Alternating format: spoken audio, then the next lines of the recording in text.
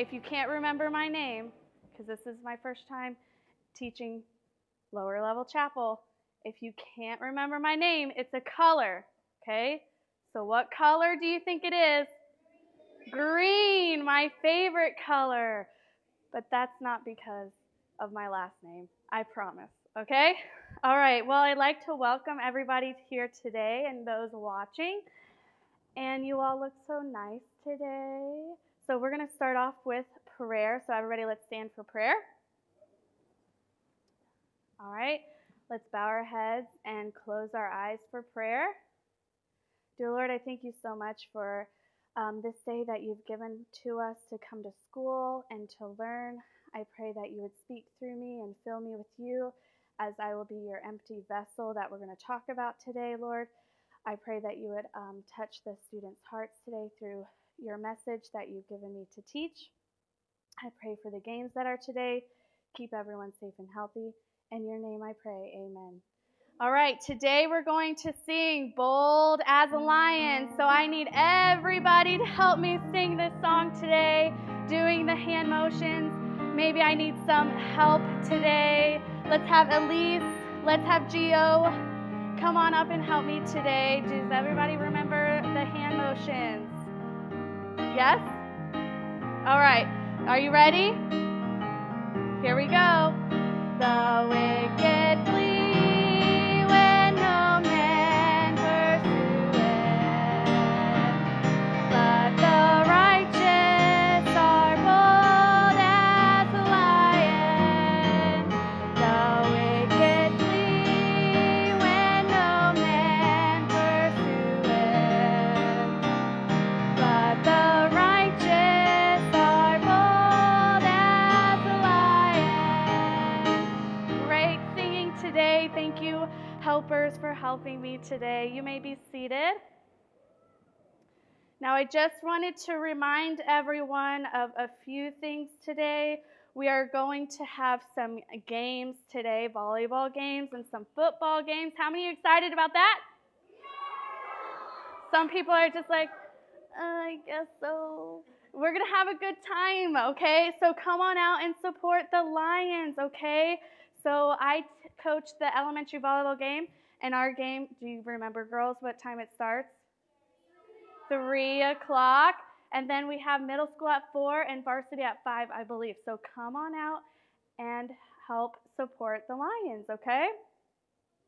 All right, so we're just going to go right on in and get started with our lesson today, okay? So up here I have a few things, but right now I want to point out this beautiful cup that I have in my hands. Somebody raise their hand and tell me, what kind of cup is this? Amanda?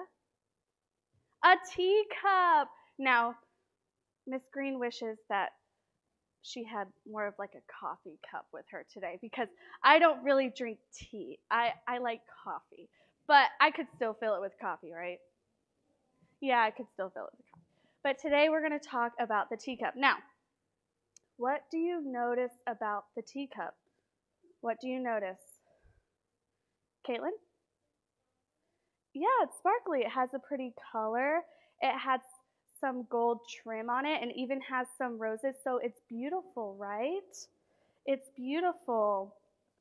Now, before it was beautiful, it wasn't so beautiful. It was kind of like clay, kind of like the Play-Doh that I have here today. It was kind of like clay, and it's not really beautiful, is it? No, it's not really formed into a cup yet. Like, we couldn't put tea in this cup and drink it, right? We couldn't put tea in this and drink it. But this is kind of what it looked like before it turned into this beautiful teacup. All right, so today we're going to talk about how Jesus is our potter and we are his clay, and how he is going to form us into something like a beautiful teacup. So if you have your Bibles, turn to Jeremiah 18, Jeremiah 18, and we're going to look at verses 1 through 6. Jeremiah 18, 1 through 6. I hear pages turning. That's excellent. Jeremiah 18, 1 through 6. All right, I'm going to go ahead and begin reading. The word which came to Jeremiah from the Lord, saying, Arise and go down to the potter's house, and there I will cause thee to hear my words. Then I went down to the potter's house, and behold, he wrought a good work on the wheels. And the vessel that he made of clay was marred. Now, I'm going to stop right there. Marred is kind of like the clay that I have in this other cup, in this other. This kind of clay, you can't really mold it together. It's kind of in pieces. It's marred. It's not perfect. But this kind of clay, you can mold and you can shape. So when it's talking about the marred clay in this story, it's kind of crumbly and in pieces. He can't use that clay. So, middle of verse 4. So he made it again another vessel, as seemed good to the potter to make it. Then the word of the Lord came to me, saying, O house of Israel, cannot I do with you as this potter, saith the Lord? Behold, as the clay is in the potter's hand, so are ye in my hand, O house of Israel. Now, who do you think the potter is a picture of in this story? Who do you think the potter represents in this story? Sebastian? Jesus. The potter represents Jesus in this story. And Jesus wants to mold the house of Israel to make it exactly how he wants it to be, to turn into something beautiful. So we talked about how marred means that it's not perfect. It's crumbly. It's in pieces. It can't be molded.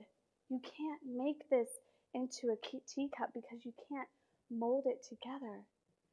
But if you use the moldable clay, the Lord's going to be able to mold you into something beautiful if you're willing. Okay, so today I have a story about a teacup who went through some hard times. All right, so we're going to sit up straight and we're going to listen to this story. All right, now I had a friend give me this story, and I liked it so much that I thought that I would share it with you. Okay, so there was a couple who used to go to England to the shop of the beautiful stores of antiques and pottery and teacups. This was their 25th wedding anniversary. One day in this beautiful shop, they saw a beautiful teacup. So they said to the antique owner, may we see this beautiful teacup that's sitting over there? We've never seen anything like it before. So, as the lady handed it to them, suddenly the teacup began to speak. Now, if a teacup began to speak to me, I think I'd drop it and run away, right? But they listened. You don't understand, it said. I haven't always been a teacup. There was a time when I was red and I was just clay. My master took me and rolled me and patted me over and over, and I yelled out, let me alone, that hurts. But he said, not yet. Then I was placed on a spinning wheel. The teacup said, and suddenly I was spun around and around and around, and I said, stop it, I'm getting dizzy. I screamed, but the master looked and said, not yet. Then he put me in an oven. I never felt so much heat. I wondered why he wanted to burn me, and I yelled out and I knocked at the door. I could see him through the opening, and I read his lips as what do you think he said? Not yet. Finally, the door opened. He put me on the shelf, and I began to cool. That's better, I said. But then he began to brush and paint me all over. The fumes were horrible. I thought I was going to gag. Stop it, I cried. But he only nodded, and guess what he said? Not yet. Then suddenly, he put me back into the oven, but not like the first one. This one was twice as hot, and I knew I would suffocate. I knew that I wouldn't make it through. I begged, I pleaded, I screamed. I even cried all the time, but I could see his head nodding through the window, and he said, not yet. Then I knew that there wasn't any hope left. I would never make it. I was ready to give up, but the door suddenly opened, and he took me and placed me on a shelf. 1 hour later, he handed me a mirror, and I couldn't believe it was me. It's beautiful. I'm beautiful. I want you to remember then, he said, I know it hurts to be rolled and patted, but if I were to have let you alone, you would have dried up. I know it made you dizzy to spin around and round on that spinning wheel, but if I had stopped, you would have crumbled.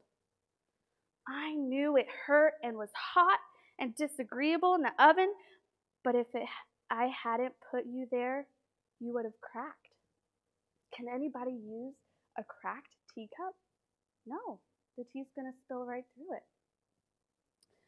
I know the fumes were bad when I brushed you and painted you all over, but if I hadn't done that, you never would have hardened. You would not have had any color in your life. And if I hadn't put you back in that second oven, you wouldn't have survived for very long because the hardness would not have held together. Now you are a finished product. You are what I had in mind when I first began with you. So that teacup had to go through some pretty tough times, right? But guess what happened after he went through those really hard times? He turned into something beautiful. The Lord sometimes will bring some hardships in our life, and we're going to say, Lord, that hurts. Why are you bringing that into my life? And then he's going to say, you're not ready yet. Not yet. But then when we come out of those hard times, we can look back and say, that was beautiful because the Lord helped me through those tough times, and it turned out beautiful. So the first thing the teacup went through was being rolled and patted and patted, and the clay just wanted to be put down because it hurts. But if the Lord can't mold us and shape us into what we need to be, we're going to crumble, and we're not going to be a very good vessel or teacup to be used by Him. The second thing was the teacup was spun around and around and around on the spinning wheel. He got so dizzy. Sometimes some things are going to happen in your life, and it's going to happen over and over and over, and you're going to say, Lord, I'm getting dizzy. Please stop. And He's going to say, not yet. The third was that the teacup was put in a hot oven. It hurt Him to be there. Sometimes we're going to get hurt. We're going to want to get out of the oven like the teacup wanted. And we're going to knock on the door, Lord, please help me get out of this. This hurts. And the Lord's going to say, what do you think He's going to say?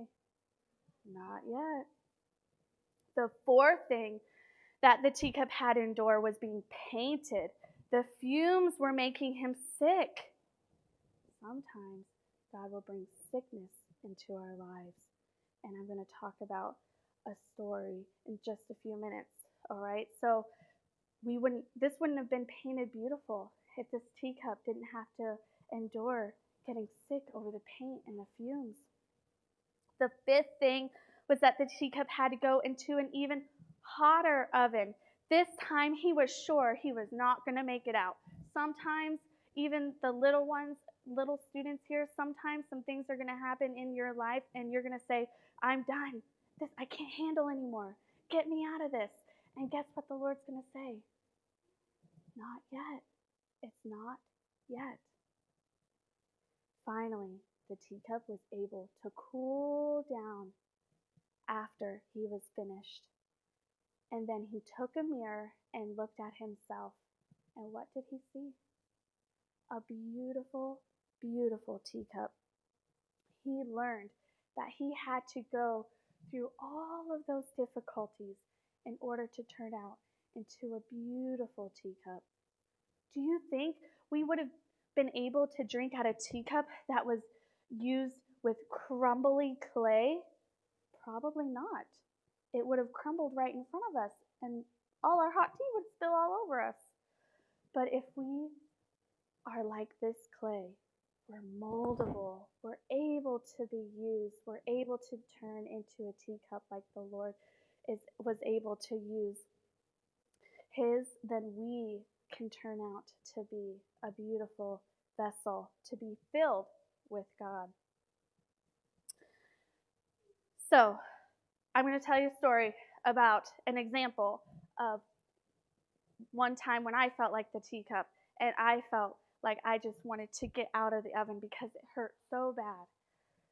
A few months ago, several months ago now, at the very beginning of the COVID quarantine, I got a text from my mom one day, and she said, we had to take your dad to the emergency room. What? My dad? No. Yeah, he had to be taken to the emergency room. So the whole time, 2 days, we were wondering what was wrong with him. Family couldn't be there with him because it was the beginning of the COVID. Nobody could be there with him. He was all by himself. And so that hurt. And so I was saying to myself, Lord, that hurts. Stop it. But guess what he was saying? Not yet. A couple days later, my mom texted us and said, we need a miracle because your dad has to go into surgery tomorrow because they found something in his colon. And I'm thinking to myself, oh, God, that hurts even worse. Why are you making me go through this? And guess what he said? Not yet. I'm not done yet. So guess what? My dad went through surgery and they cut out whatever was in his colon. And so they had to run some tests on it. So we were waiting and waiting for the test results. Then all of a sudden, a couple of days later, we got the call and it was cancer. And so my family was like, Lord, why are you doing this to my family? I've heard about other families having cancer and other families struggling through sickness, through other family members. But my family, my dad was going through this. My dad had cancer? I couldn't hardly believe it. And I was knocking at the Lord's door saying, please, this hurts too much. Get me out of here. And guess what he was saying? Not yet. So Dad had to go through the whole process to try to get rid of that cancer. And guess what happened? At the very end, he has no more cancer because the Lord had told me all along, not yet. You don't know what's coming yet. It's going to be something beautiful. And at the very end, when he became cancer-free, it was beautiful because God brought him through that and brought our family through that. God used something so horrible that we think was so terrible in our lives, and he turned it and made it something beautiful, just like this mold can be made into something beautiful. God knows what he is doing for all of us. He is the potter, and we are the clay. He will mold us and make us so that we may be made into a flawless piece of work to fulfill his good, pleasing, and perfect will. After the Lord is done making us into what we would say a beautiful teacup, guess what He wants to fill you with? Himself. He wants to fill your life with Himself so that He can use you, His perfect molded teacup. Let's bow our heads and close our eyes. Dear Lord, I thank you so much that you are our potter and that you can mold us and make us into exactly who you want us to be. I pray that every single student and teacher, and myself included here, would be willing to be the mold that can be made into something beautiful, even though it's going to be hard and we're going to go through disappointments and hard times. I pray that you would help us to still be like the clay in our teacup story and be willing to be molded into something beautiful. I pray that you would guide and protect us for the rest of the day. In your name I pray, amen. Thank you all for being here today and listening so well. You all listened so well. And thank you for enduring the hardships with me. All right? So you all are dismissed, and we'll see you later today. Thank you.